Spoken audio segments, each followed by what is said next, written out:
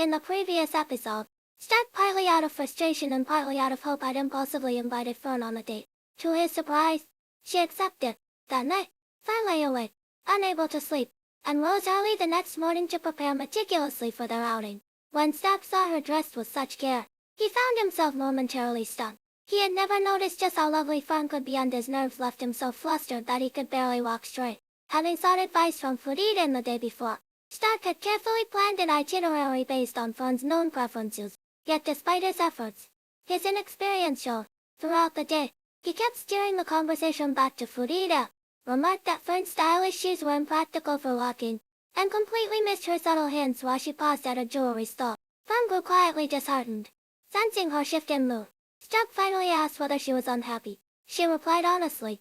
The places he had taken her were indeed things she liked, but they did not feel like choices that reflected him. Stark then confessed that he had gone to Frieren for guidance because he had been anxious about planning the date properly. Upon hearing this, Fern realized that Stark had genuinely worried over making the day meaningful for her, and her spirits lifted immediately.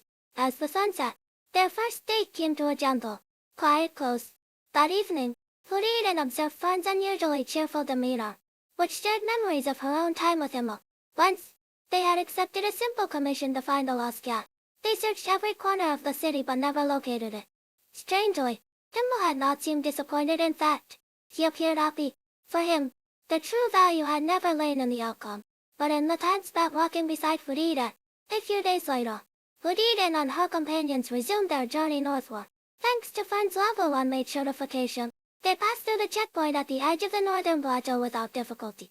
The imposing structure of the outpost served as a silent warning. Beyond this point, danger awaited on a scale unlike anything they had encountered before.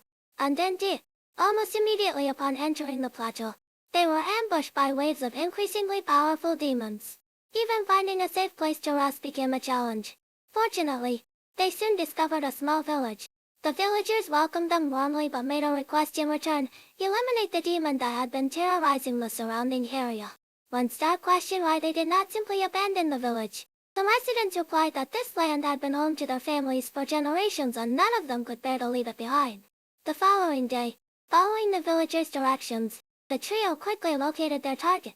However, after only a brief exchange, they realized this enemy was unlike any they had faced before, exceptionally agile and capable of piercing through their defensive magic with ease. Only Stark's desperate intervention, using his own body to restrain the demon, created the opening Frieren needed to land a decisive magical strike and destroy him. Anticipating even stronger foes ahead, Stark suggested taking a safer route by water. Frieren, however, gave the same answer Himmel had once offered under similar circumstances. Although the path was perilous, it remained the homeland of many who depended on it. Stark understood the unspoken weight in her words and abandoned the idea.